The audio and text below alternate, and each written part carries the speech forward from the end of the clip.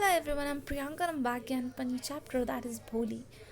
Her name was Shalika, but since her childhood everyone had called her Bholi, her simpleton. उसका नाम सुलेखा था but बचपन से ही सब लोग उसे भोली बुलाते थे क्योंकि वो बहुत ज़्यादा सिंपलटन मतलब होता है who can be easily deceived और टू बिलीव इन किसी को भी आप किसी भी चीज़ में एग्री करवा सकते हो उनकी किसी भी बात अगर आप उनको बोलते हो तो मान लेंगे उनको हम भोली बोलते हैं. She was a fourth daughter of numberdar Ramlal. वो फोर्थ डॉटर थी रामलाल की. When she was 10 months old, जब वो 10 महीने की थी, she had fallen off the coat of her head and perhaps it damaged some part of his brain. वो गिर गई थी कॉट से और उसके ब्रेन का कुछ पार्ट डैमेज हो गया. That's why she reminded a backyard child and come to be known as भोली. इसीलिए उसको backyard child भोली के नाम से बोला जाता है. At birth, the child was very fair and pretty. जब वो छोटी थी तो वो बहुत सुंदर और बहुत pretty थी. But when she was 2 years old, she had an attack of smallpox. लेकिन जब वो 2 साल की थी उसको अटैक हुआ smallpox का. Only the eyes were safe. सिर्फ उसकी आंखें बच पाई.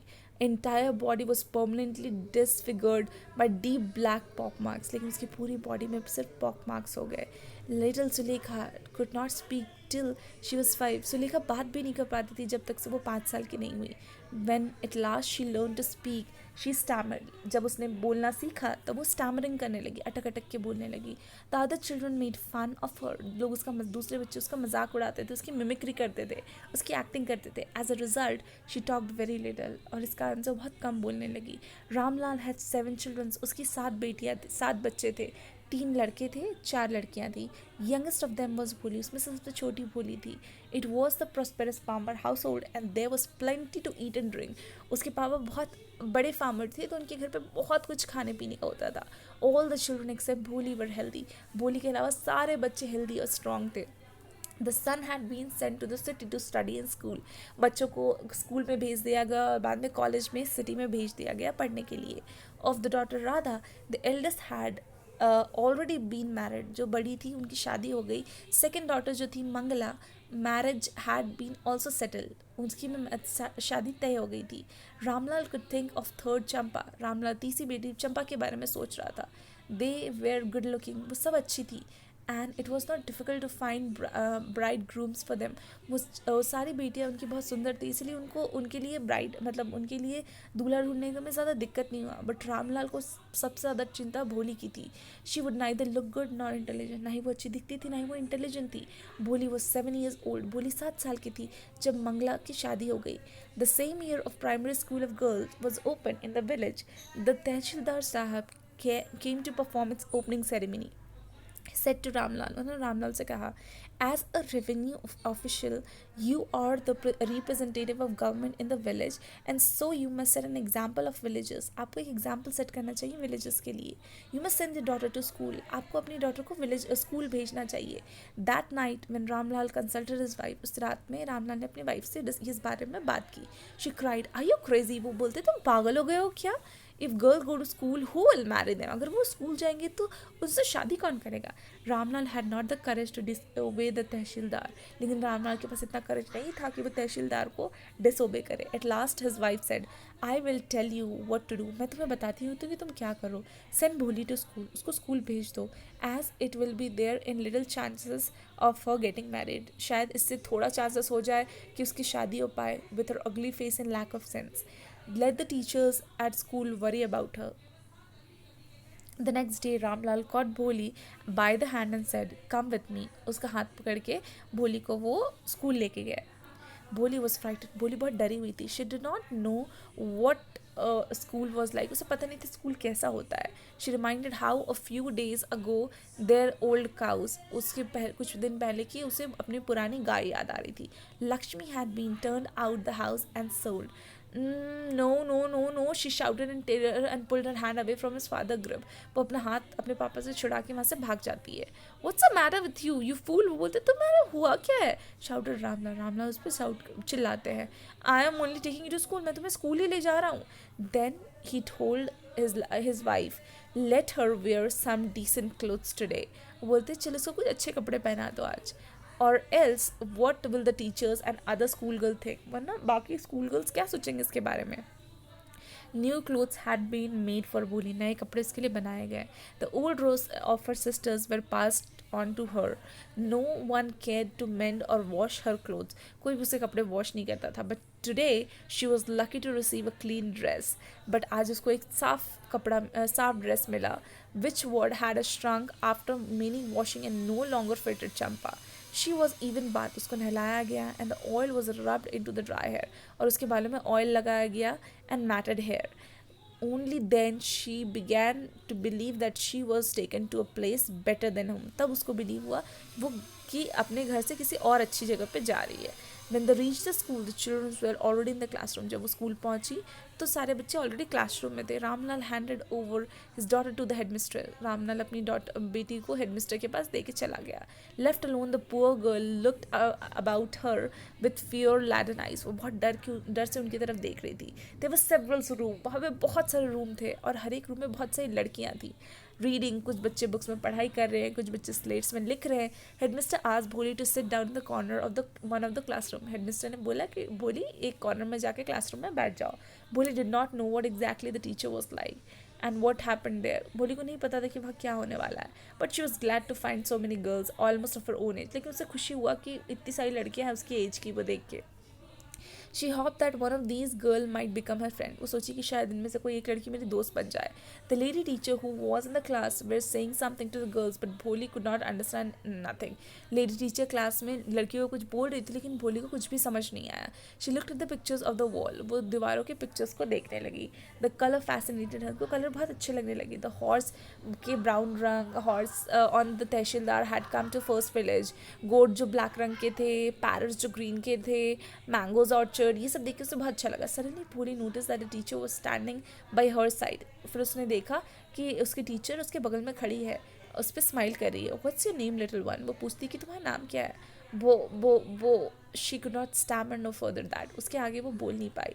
Then she began to cry and tears flow down her ear with helpless flood. फिर उसके आंखों में आंसू आ गए. She kept her head down and sat in the corner. वो कॉर्नर में बैठी रही, not daring to look up to the girls who knew that she was laughing at her. When the school bell rang, जैसे school का bell बज गया, all the girls scurried out of the classroom. सारे बच्चे school से चले गए. But Bholi did not dare not leave the corner. लेकिन भोली को डर लग रहा था कि उस कॉर्नर से उठ के वो जाए कैसे. उसका सर अभी भी नीचे था. She kept on sobbing. वो रोते रही. The teacher voice was so soft and soothing. In all her life, she had never heard called like that. It touched her heart. लेकिन टीचर का वॉइस इतना सॉफ्ट था और सूदिंग था कि उसने पहले कभी उससे किसी ने इतने अच्छे से बात नहीं की. Get up teacher said. Teacher बोलती उठो. It's not a command. ये कमांड नहीं, ये फ्रेंडली सजेशन है. बोली उठती है. Now tell me your name. अपना नाम बताओ. Sweat broke out of her body. Would her stammering tongue again disgrace her. For this kind woman. However, she decided to make an effort. She had such a soothing voice, she could not laugh at her. Bo, she began to stammer. Well done. The teacher encouraged her. Come on now, full name. Bholi. At last, वो अपना नाम बोल लेती है. Well done. The teacher pattern. Teacher बोलती है बहुत अच्छा. Put the fear out of your heart. अपने दिल से डर निकाल दो तो तुम सबकी तरफ बोलने लगोगी. भोली looked up as if to ask really. Yes, it is very easy. हाँ ये बहुत easy है. Just come school to every day. Will you come? क्या तुम रोज़ आओगी. भोली ने अपना सर हिलाया. हाँ. No, say it aloud. जोर से बोलो. Yes. And Bholi herself astonished that she had been able to say. फिर उसने देखा कि भोली ने खुद से वो बोल पा रही. Didn't I tell you not take the books? Now take the books. अब बुक ले जाओ. Book was full of nice pictures. Book में बहुत सारे पिक्चर्स है, बहुत सारे पिक्चर्स है डॉग्स के, कैट्स के, हॉर्स के, हाउस के, पैरट के, काउ के, just like Lakshmi. And with every picture with a word and a big black letter. और हर एक पिक्चर के साथ एक बड़े ब्लैक कलर से लेटर लिखा हुआ है. In 1 month you will be able to read the book. 1 month में तुम ये सारी बुक पढ़ना सीख जाओगी. Then I will give you a bigger book. उसके बाद मैं तुम्हें और बड़ी बुक दूंगी. Then a still bigger one. उसके बाद उससे बड़ी. In the time you will be more learned than anyone else in the village. फिर तुम सबसे ज़्यादा पढ़ लिख जाओगी. Then no one will able to laugh at you. फिर तुम्हारे ऊपर कोई नहीं हंसेगा. People will listen to you. तुम्हारे लोग रिस्पेक्ट करेंगे. तुम्हें लोग समझेंगे. Bholi felt as if suddenly the bell rang. village temple were ringing and trees in front of the school has blossomed with red flowers. His heart was thrown with a new hope. उसके दिल में एक नई hope I. The years passed. ऐसे ही साल गुजर गए. The village became a town now. अब ये village एक छोटा सा town में convert हो गया. The little primary school became high school और वो primary school high school में बढ़ गया. There was now a cinema under a tin shed. वहाँ पे एक cinema hall था. एक mail train began to stop at railway station. One night after dinner, एक दिन रात में Ramlal said to his wife. Ramlal ने अपनी वाइफ से बोला, Shall I accept Bishambar proposal? क्या मुझे बिशंबर का प्रपोजल एक्सेप्ट कर लेना चाहिए? Yes, certainly, his wife said. Bholi will be lucky to get such a well-to-do bridegroom. A big shop, एक बड़ा सा घर, इतने सारे पैसे, bank balance. He is not asking for any dowry. वो तो कोई दहेज भी नहीं मांग रहा है. That's right. But he is not so young. लेकिन वो young नहीं है. You know, almost the same age as I am. वो तो मेरी एज का है. He also limps, और वो तो ठीक से चल भी नहीं पाता है. However, the children from his first wife are quite grown up. और उसके बच्चे भी, जो उसकी पहली वाइफ से उसके बच्चे हैं, वो भी बहुत बड़े हो गए हैं. So what does it matter? उसकी वाइफ बोलती है तो क्या हुआ, 45 और 40 it's not a great age. 40 years का 40 to 45 एज की ज़्यादा बड़े नहीं होते हैं. We are lucky that he is the another village. हम तो लकी है कि वो दूसरे विलेज में ही है. और about her pockmarks and lack of sense, उसको पता भी है हमारी डॉटर के बारे में. If you do not accept, अगर हम उसकी प्रपोजल एक्सेप्ट नहीं करेंगे तो हमारी बेटी की कभी शादी नहीं होगी. Yes, but I wonder that भोली विल से. बट मुझे पता नहीं कि भोली क्या बोलेगी. What will the witless one से. शी इज़ लाइक ए डम काउ. वो तो एक डम काउ की तरह है. Maybe you are right, muttered Ramlal. In other corner of the courtyard, Bholi lay awakes in a cot and listen to the parents. वो अपनी पेरेंट्स की बातें सुन रही थी. Vishwambar Nath was well to go to Goshen. He came to the big party of friends and relationship with him for the wedding. A brass band playing a popular tune from Indian film headed the procession with the bridegroom riding in the decorated house. Ramlal was overjoyed to see such a pomp and splendor. She had never dreamed that his fourth daughter would have such a grand wedding. Boli, elder sister, who had come to the occasion, were envious of her luck. When the auspicious moment came to, the priest said, "Bring the bride." वो moment आया जब बोला गया कि bride को बुलाओ. Boli, clad in a red silken bridal dress, was led to bride place near the sacred fire. Garland the bride. उसको माला पहना. One of his friends promoted Bhisham Nath. The bridegroom lifted the garland to the yellow marigold. The woman slipped back and silken vein in the bride's face. Bishamba took a quick glance. Bishamba ने उसको देखा. The garland remained poised in his hand. मतलब एक fix position पे उसके हाथ में रह गया. The bride slowly pulled down the veil over her face. "Have you seen her?" said Bishamba to his friend next to him. "She has pockmarks on his face." "So what? You are not young either." वो बोलते हैं कि तुमने देखा इसके चेहरे पे कितना मार्क्स है. तो क्या हुआ, तुम भी तो यंग नहीं हो.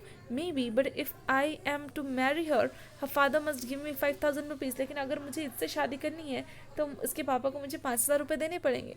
Ramlal went and placed in turban in honour and Bishambar feet. "Do not humiliate me. Take 2,000 rupees." मुझे शर्मिंदा मत करो, अब 2,000 रुपये ले लो. "नो, 5,000 और वी गो बैक." 5,000 दो, नहीं तो अपनी बेटी रखो और हम चले जाएंगे. "Be a little consider please. If you go back, I will never show my face in the village." Then out with 5,000. Then out with 5,000. Tears streaming down his face. Ramlal went and opened the safe and counted the notes. He placed the bundle to the bridegroom feet. वो पैसे निकाल के उसके पैरों पे रख देता है. Bishambar greed face appeared in the trumpet's while. He had gambled and won. "Give me the garland," he announced. वो बोलता मुझे garland दो. Once again the veil was flipped back and the bright face, but this time his eyes was not downcast. She was looking up, looking straight at her prospective husband, and in her eyes there was neither anger nor hate, only old content. Bishamba raised his garland to place it to the bride neck. Before she could do so, Bholi hand stuck out like a streak of lightning and garland was flung into the fire. वो अपना माला आग में फेंक देती है. She got up and threw away the veil.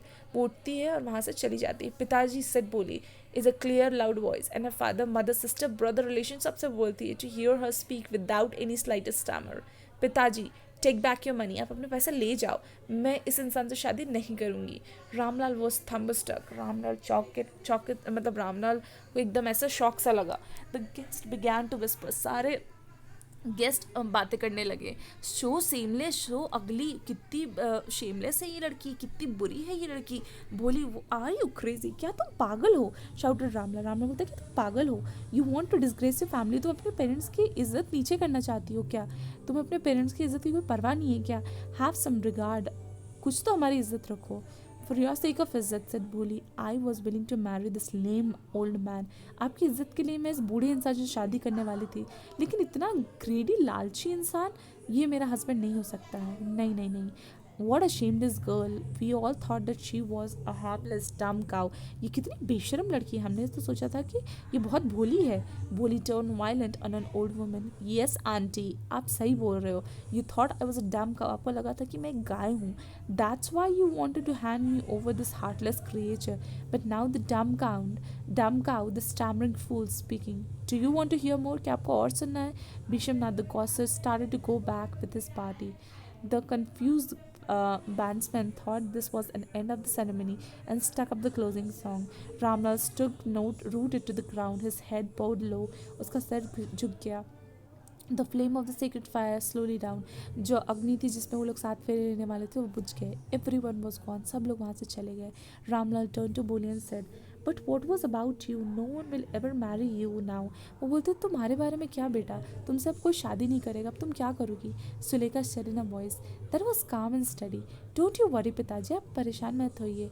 In your old age I will serve you, आपकी old age में मैं आपका ध्यान रखूँगी, मम्मी का ध्यान रखूँगी, मैं अपने सेम स्कूल में उनको पढ़ाऊँगी। But I have learned so much. Isn't that right, ma'am?